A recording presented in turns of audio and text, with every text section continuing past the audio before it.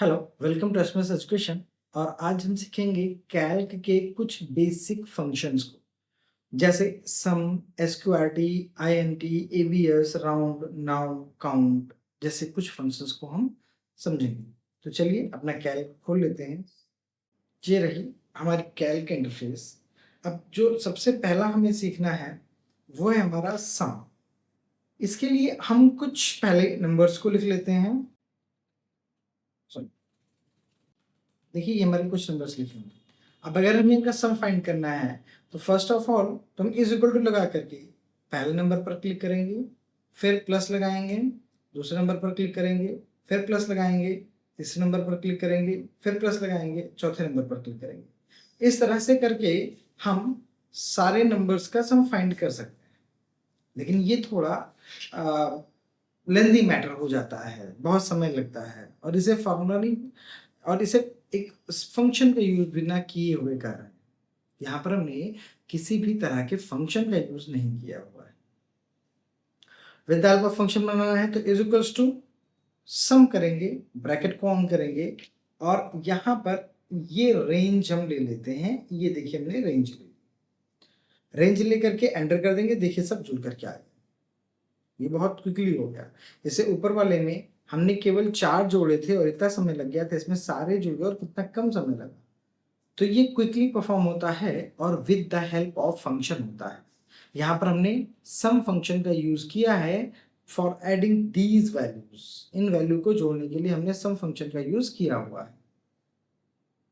अगर इनको आप शॉर्टकट मेथड से यूज करते तो आप कर सकते थे। शॉर्टकट मेथड का यूज करने के लिए आपको क्या करना होगा, पूरा पहले आप सेलेक्ट करेंगे। ये हमने सेलेक्ट कर लिया और alt plus is equal to button दबाएंगे, ये जुड़ करके आ जाएगा। ये मैंने alt plus is equal to का यूज किया और ये जुड़ करके आ गया हमारा फंक्शन। तो इस तरीके से हम वैल्यूज को जोड़ने का काम करते हैं। सम फंक्शन की शॉर्टकट की है क्योंकि सम फंक्शन बहुत ज्यादा यूज किया जाता है। एक्सेल में सबसे ज्यादा यूज होने वाला जो फंक्शन है वो है सम, क्योंकि हमें नंबर्स को जोड़ने की बहुत जरूरत पड़ती है। इसका जो अगला फंक्शन था हमारा वो था स्क्वायर रूट। स्क्वायर रूट का मतलब होता है किसी भी नंबर का स्क्वायर। SQRT था स्क्वायर रूट। किसी भी नंबर का स्क्वायर रूट अगर हमें पता करना हो तो उसका स्क्वायर रूट पता कर सकते हैं। SQRT स्क्वायर रूट, ब्रैकेट को ऑन करेंगे। हमने कर दिया 49 का स्क्वायर रूट होता है 7। देखिए आउटपुट पर आ गया है 7। इस तरीके से किसी भी नंबर का, जरूरी नहीं को कंप्लीट स्क्वायर रूट निकले। SQRT स्क्वायर रूट जैसे हम 33 का दे देते हैं तो पॉइंट में आएगा इसका स्क्वायर रूट, तो पॉइंट में जनरेट करेगा। अब अगर इस पॉइंट की वैल्यू को कम करना हो तो हम यहाँ से कर सकते हैं। ये देखिए पॉइंट की वैल्यू आपको कम होकर के आ जाएगी। ये अपने स्क्वायर रूट फंक्शन से पहले 33 का स्क्वायर निकाला, उसके बाद इसमें पॉइंट वाली वैल्यूज को आपने कम कर दिया। अगला जो फंक्शन आता है वो आता है INT इंट। इंट जो फंक्शन होता है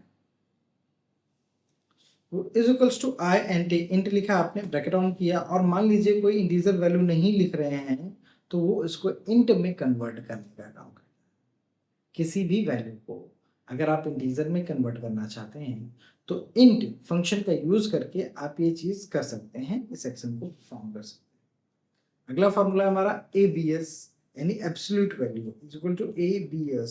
ब्रैकेट ऑन करेंगे, अगर देखिए एंटर करिए कोई फर्क नहीं पड़ेगा क्योंकि ये एक्चुअली एब्सोल्यूट वैल्यू थी। यहाँ पर हम लगा दिया माइनस, देखिए फिर भी 56 आ रहा है। मतलब आप ABS फंक्शन की हेल्प से केवल और केवल एब्सोल्यूट वैल्यू ही फाइंड कर सकते। तो ये हमने समझा ABS फंक्शन को। इसके बाद इसका हम राउंड फंक्शन को समझते हैं। देखिए राउंड फंक्शन बहुत ज्यादा ध्यान देके समझने वाला फंक्शन है। सपोज करते इज इक्वल टू हमने राउंड लिखा और राउंड करने के बाद हमने कहा 123.54।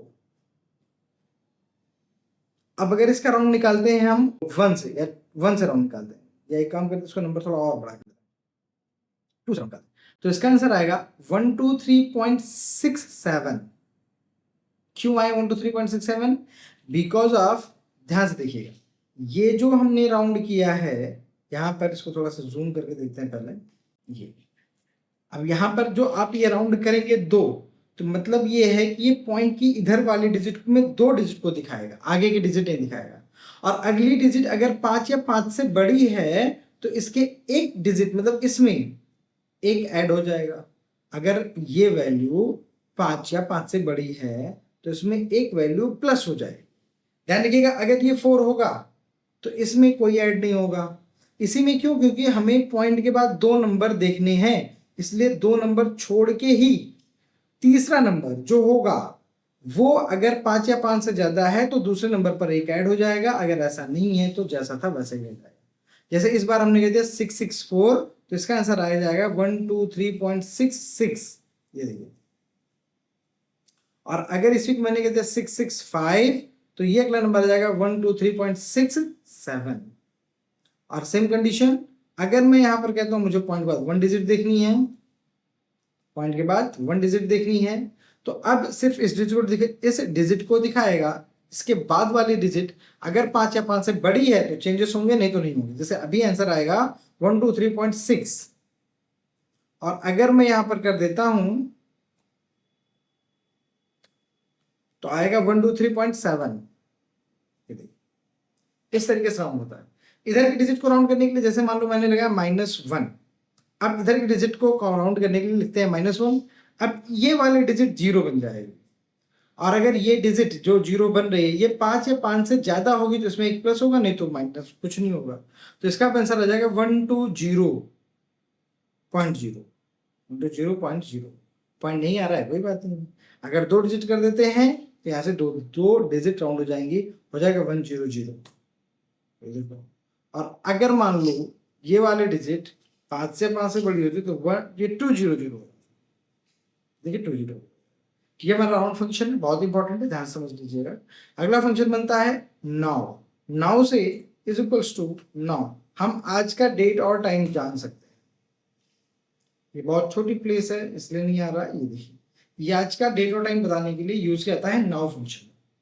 समझ रहे हैं? नाउ फंक्शन की हेल्प से हम तो करंट का डेट और टाइम जान सकते हैं। अगला आता है काउंट। काउंट किसी डिजिट को काउंट करने के लिए किया जाता है,